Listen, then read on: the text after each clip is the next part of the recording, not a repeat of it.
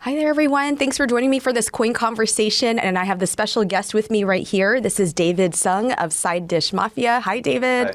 Thanks for being here. Well, first, let's talk about what Side Dish Mafia is.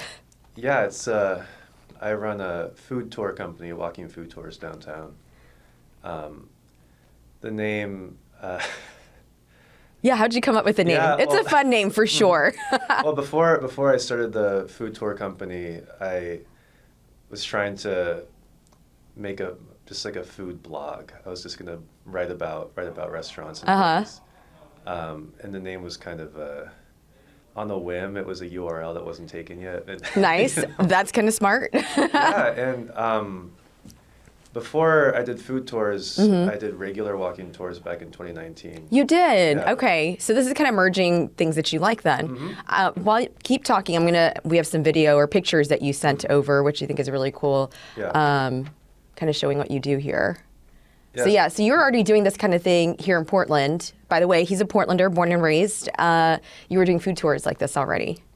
Yeah, so I started with just regular diet tours, like 0-calorie historical tours, throughout downtown. And those were going really well, but they ended very abruptly in 2020. And so I had to take a few years hiatus from tourism. But after a while, I decided to get back into it. And I love food. I cook a lot. Grew up cooking for my family. I live with my girlfriend, and I cook for her every day because I'm trying to be a trophy husband. It's a prerequisite. You sounds like you're on the right track. Yeah. And so I wanted to merge those two things. And long story short, I got a little gumption boost, encouragement from my girlfriend, and started my own company. Never looked back. And I've been a sole proprietor for about 2.5 years. Shout out to Hannah for doing that. Yeah. That's pretty cool. So you are doing these tours, you said. So do you have a love for history? Is that where that stems from? A love for history? I guess so, yeah. A love for history and just for history, yeah. Yeah, a love for, or I don't know, and just showing people where things are. I mean, I don't know, like where does that start? Where you're like, I'm just going to give tours now. Yeah, I mean, becoming a tour guide in the first place was a bit capricious. I like telling people about things that I care about, and I do love the city, right? And so the first job, when I was just talking about the city itself, I felt like was a great avenue to combat certain kinds of narratives. I think. Yeah, that was something I enjoyed. I think I really enjoyed doing the tours until about January of 2020. It started to feel a bit more challenging, I think. Right. For a lot of reasons. With the food tour specifically in the past few months, in the past year or so, I feel like the environment has changed a lot. I've seen dramatic shifts in tourism. I feel like in the amount of people who visit from other places, definitely the amount of people who visit from out of the country. I've seen a huge decline in international visitors for, an array of reasons. Right? But especially since post-pandemic, since you started doing these food tours compared to when you were doing the other tours that were the non-food tours. Right. Well, basically as a tour guide, that's interesting. You've noticed a different change, fewer international visitors here in Portland specifically. I would definitely say so. Yeah. So let's hope that your Side Dish Mafia picks up, because that's one of many ways of showing people like, hey, it's walkable, there's places to eat, Right. there are cool facts and cool things to learn and see around here. Yeah, I mean, most people who come to visit Portland come for either geography or for food. Right? Those are kind of the main things we're known for is nature. And for our food scene, which is internationally recognized. And I feel very proud that I get to help people engage with that in an informed way, but also a lot of people are always commenting on how surprised they are to be getting as much of a history lesson. Kind of foie gras them with, kind of make them listen to a lot of not just historical facts, but I think narratively pertinent history, I think. As I show everybody these pictures in full, I already got that one. Anything that stands out in your mind about like what you were telling people about these? Like that building, for example, has to be, you tell people about Portlandia, right? I do, of course. We're right below Portlandia in that picture. I think if we were to pan up, I think that might be a vertical picture. Yeah, Portlandia. Talk about a lot of statues, a lot of buildings. And I think, well, at the end of every tour, I ask people something they learned and their favorite thing they tried, the favorite thing they engaged with. Yeah.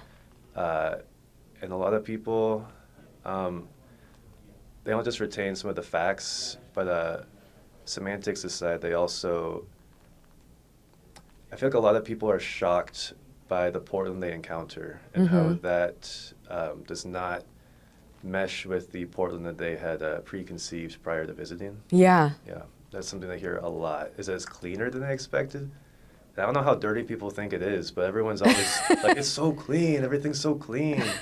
And it makes me realize that I've been taking that for granted too, because it is like, I've went to visit a couple other cities this summer, and I'm like, yeah, Portland's actually pretty nice.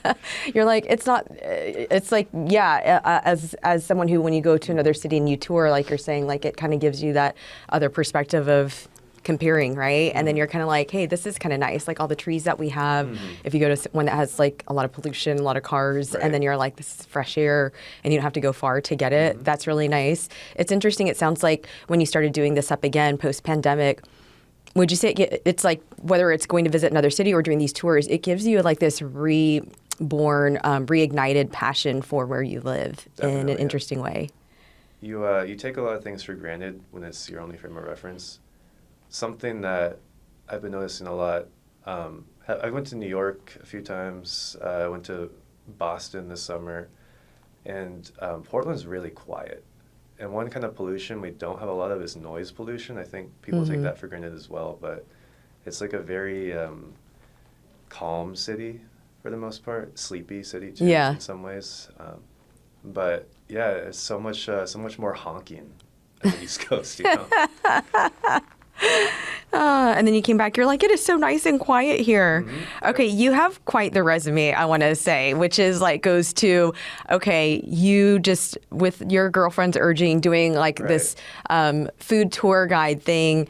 You're not a shy person. You're definitely creative. If I list off what David Sung is about, comedian, which I think is so cool, digital creator. So you do that clearly, of course. Adjunct professor at PSU, Portland State University, still doing that? Or is that prior? Well, they had a little bit of a budget cut this year. So yes. we'll okay. see. But still on the resume. Yeah, and I'm, looking for more adjunct roles at different colleges in the area. Okay. CEO and tour guide at Side Dish Mafia Food Tours, of course. My LinkedIn. It was either that or Facebook, but I'm a journalist, so I do research, and I want our guests, I want our viewers to know about our guest a bit more. And that I know you announced that in 2023, if I'm correct. So we're going on a little over a couple of years of your food tours, and then you studied creative writing, and this is so we got to tell this story though, because I was at a local business when I first heard about you not too long ago, and shout out to Diana of Auburn Wax in downtown Portland, which is, if you guys don't know, Union Way, just off Burnside, across the street from Powell's Books, behind the Shake Shack. So she makes her own candles. She should be a guest eventually. I think she just won the best candle in Portland as well. Did she? Willamette Week Much deserved. Yeah. She is great because she does make all these candles and scents herself, and she supports other local businesses and artists. And I was talking to her. I stopped into her store looking for a gift, and then this other gal is talking to her, so I was kind of like waiting.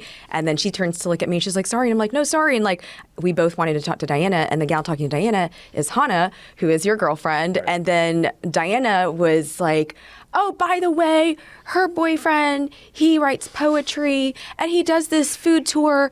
And Diana was boasting about how she went on it. So she was saying that she took your food tour, but you also had some tips about, was it like saving food or like eating the right amount so that you could have enough to take the whole tour? I feel like she was saying that she was really happy about how she got full, but she couldn't eat it all. And I think you gave some hot tips about that. Does this ring a bell at all? That sounds a little familiar. I mean, okay. Getting full is not uncommon. You should get full, hopefully. Yeah. She took the tour. Her husband, Brian, has taken it 2 or 3 times with his friend and then with his parents. And then, so, yeah, they're really nice. It's a really nice couple. I don't know if you have met Brian either. He watches the store for Diana. Yes. She's not there. Yes, Brian is at Auburn Wax if you don't see her. He was there today in a Gandalf costume. Oh. She has a baby monitor in the store, and she spies on Brian. And when customers have questions that he won't know the answer to, she'll feed it to him like with a Bluetooth. So he's got a little earpiece. He's like "Oh, Cyrano, Saponia," you know. is it Cyrano de Bergerac? Am I saying that right? He's like, oh, bergamot. That's what you need. Like, he doesn't know, but. Secrets out. Just don't let Brian watch this, or like just don't let the customers know. Actually, that's a pretty good hot tip. It's like, okay, he knows. And I like actually, that. Brian works with, they're right next to a Shave Ice place, Yes. Waialua Shave Ice. Yes. And the owner, her partner, and Brian work together to run a youth basketball camp. I did not know this. Told you that, third grade through high school. And the kids are almost undefeated. Oh, well, I like that score. I'd say I was almost undefeated if I was like on their team too, and I would boast about that for the rest of my life. Like they got over it. Yeah. But I think it kind of speaks to the fact that with Portland, especially with the business owners, the small business owners, there's a lot of neighborhood, I guess, a lot of interconnection. I think that's something that we do really well here is everything's very community oriented. Yeah. Right. And I think we've seen a bit of that in the past week with SNAP benefits. I think a lot of multiple restaurants have come out and offer different kinds of meals for people. And that's the type of thing that really makes me patriotic for Portland, I guess. Really, really proud to be here is that kind of community orientation. Almost every night for a while, we've been doing stories about that, including tonight, especially that, people will be seeing this later, but we are recording this on Halloween night. But people coming together, like you said, and it is interesting how that community-centeredness really thrives when people really need each other or somebody needs some help. And then you add that with the technology of today. That is one of the bonuses. I think one of the great things about the internet of social media, how Instagram and TikTok can get the word out faster than we could ever before. And so we're seeing so many businesses, coffee shops, or those little libraries who are saying, like, I'm going to just put some canned food right here. And so it's not just the traditional pantries and nonprofits. It's just people saying, here, I have a little bit of food. I'm just going to help you if you can come by to this part of town. But I agree with what you're saying. It's just that this community, there's something special about that people will lean in and they hear that call and they're like, how can I help out? And I love that you're saying that it's like that pride is even louder now, and it's even more apparent. Yeah. Well, I love that you're doing what you do because you also, like I said, going back to the tour, as more people learn about this, is you're showing them the fun stories of, hey, here's this Portlandia building, right, which is this big sculpture, but then there's the name of the TV show as well, and here's what this building does. But you're also highlighting food. When you choose your food spots, is it because it was recommended by somebody? Is it your favorite? Does it change up also when you do these food tours? Like if someone signs up and goes tomorrow, how do you decide? That's a great question. Picking spots is a very difficult and iterative process. Part of it is I have things I like, and I know that I sometimes have things I like that not everyone else likes. And so for the early stages, I was asking everybody I knew who lived in Portland too what their favorite places were, and I was visiting each one. But in terms of criteria, pragmatism aside, if things have to fit on the route, they have to be walkable, they have to make sense, going from one to another. There's a progression, there's making things different and varied from each other. There's consistency, but I think a big part of it is identity. Is something being unique in some way, is novelty, narrative is very important, and then the people behind it are also extremely important as well. I'd say I don't want to go to the place unless I can connect with or respect the people who are doing it, who are behind the food. And there's a Korean phrase, there's an expression called sonmat. Sonmat. It's like the taste, like hand taste, right? Okay. And it's this idea that the same food, you can get the same food, same recipe, but same ingredients, but the person who makes it makes a big difference. It's always going to taste different based on who's making it, right? It's like, and I think when you visit a place, you can kind of pick up on immediately if there's passion behind the person presenting it to you, right? Sometimes I'll visit a place because I'm looking for a specific kind of food, and I'll meet the owner and things will just fall into place. And I'm like, this is an amazing person. I really want to work with this person. So that's happened a couple times. Oh, that's great. And then you give them the heads up, like, hey, I have this business, so I would love to come by, give them the heads up, that kind of thing.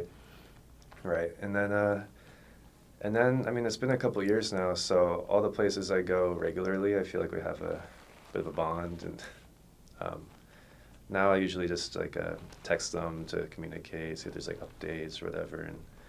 And, you know, there's, well, I want to say that I feel like I'm friends with a lot of these people, you know, with a lot of the businesses. Right, understandably.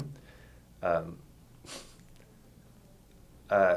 told Tokyo Sando, I don't know if you're familiar with Tokyo Sando. Love Tokyo Sando. I told them this morning that I was going to be doing this. And they're like, you have to shout out Tokyo Sando. You have to tell them that we got really good food. We're really nice. And so that was a request. I'm letting you know that they told me to tell you that. And I've been saying it Sando. Is it Sando? Is it maybe That's what they would say, more accurate pronunciation? Fine, that's a great place, if I'm correct. I think that's 5th and Washington, maybe? In the Midtown Beer Garden. Yeah, and they're very active on Instagram as well. And I feel that KOIN 6 actually, unfortunately, did a few stories in years past where they were broken into before they were at that place. So hopefully we can do maybe a more positive segment in the near future. But it's the Japanese sandwich style. There are a handful of places here, but there's, I think if you go, then you can compare. They taste really good. There's something about the bread. There's something about the ingredients. And then they have like that. Is it black garlic spread, I think? Black garlic for their miso katsu, their signature. Not to, I'm not trying to advertise for them, but I think one of the things I like to talk about with like that food cart, for example, is that when I ask people what they think about Portland food, right? I talk about Portland and Portland food independently. It's really tricky. You know, people start coming up with adjectives and descriptors, or they'll talk about like, oh, it's fresh or it's diverse.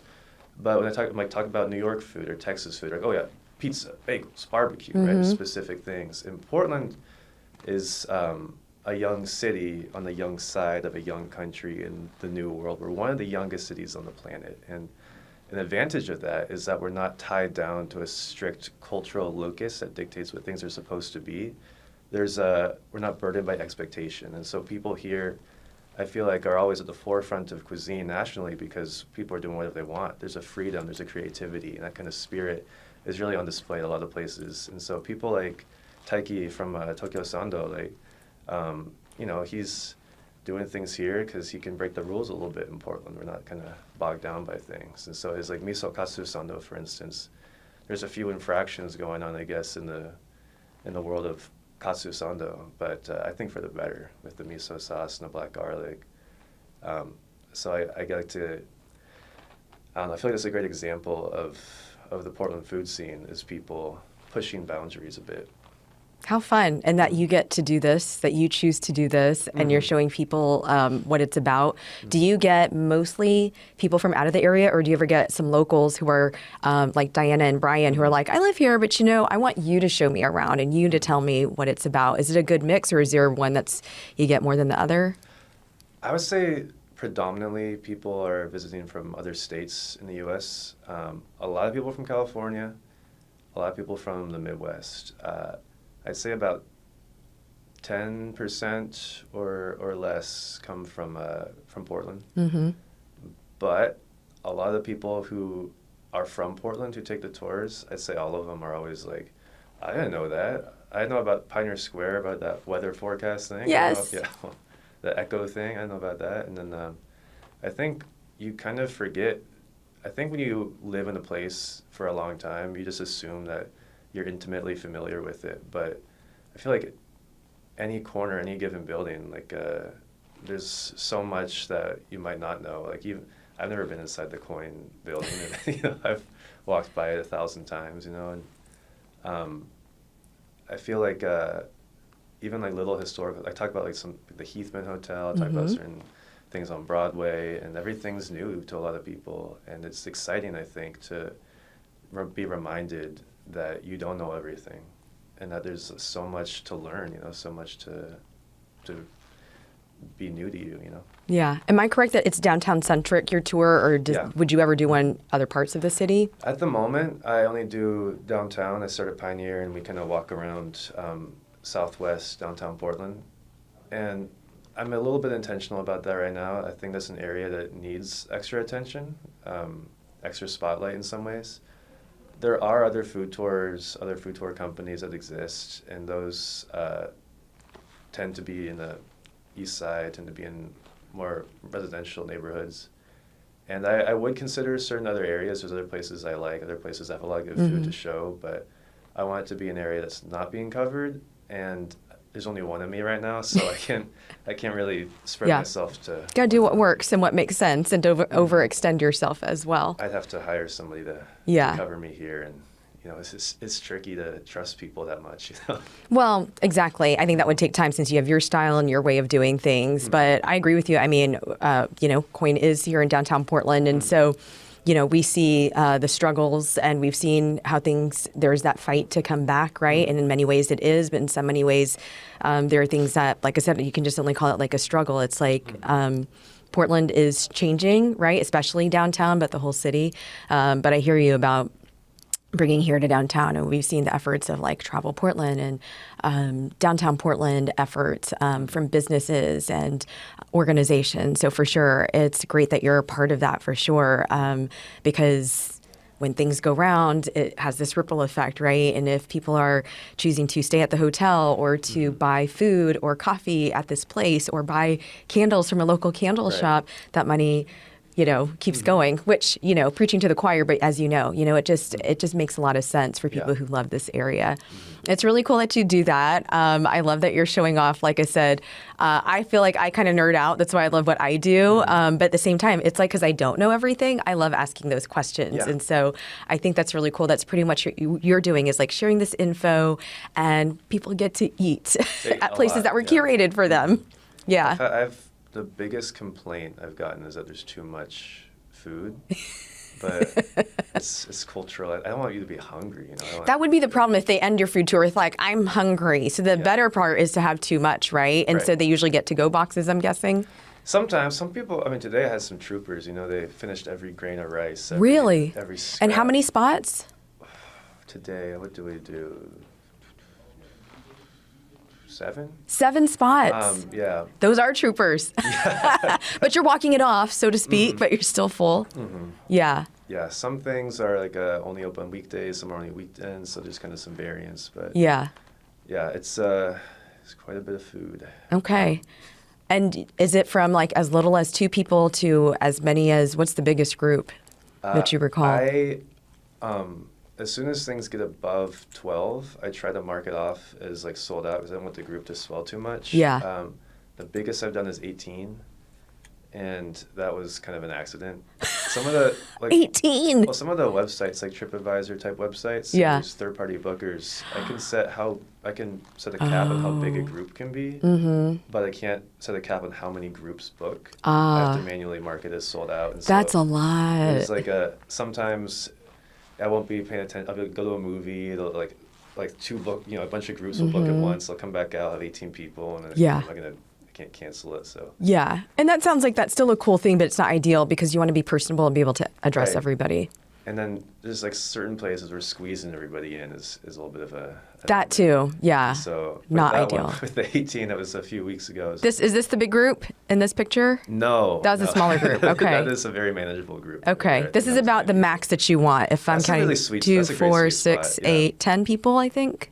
Did I do that? Is it 10? Okay, 9 or 10. Yeah, and that's a good size. This is a good size group. With the 18, I had to. One of the places was indoors, and I had to call that guy, get his phone number, and like coordinate. Like, okay, how full is it? Like, how much room can we like reserve? I'm like, okay, well, I'll walk 15 minutes slower and like try to space it out. So it became a lot more logistically. That is really impressive because I would get overwhelmed. So you definitely juggle and balance things very well. Yeah, I have a micro. I don't know if you saw the picture. I think that's really cool. It's like a little speaker mic thing. I might get it better. That was a $35 microphone, and it's a little spotty. But that's the picture right there. That's legit, people. That's not a great picture. These are all candidates. No, it's an action shot. Don't hate on yourself for that. That's like, he's walking and he's talking with his speaker. I think it's like legit tour guide picture. I like it. Oh, thank you. David, if you can believe it, we've talked for almost a half an hour at this point Really? now. Yes. Okay. So I always say I wish I could talk to people for a long time. See, clearly we're chatters, and this is a fun topic, and there's more to you. So see, this is where we could go on and on. Thank you for joining me for this KOIN conversation to talk about Side Dish Mafia food tours. And you guys, you have a website, right? Website, yeah. sidedishmafia.com. Yeah. Which is the one that he was looking for. Also, you're on Instagram. Anywhere else you want to let people know to find you? For the food tours specifically? Yeah. That's pretty much the best place. Okay. Is my Or if website. you see him, he's doing comedy too, right? He's like, he does it all. Yeah.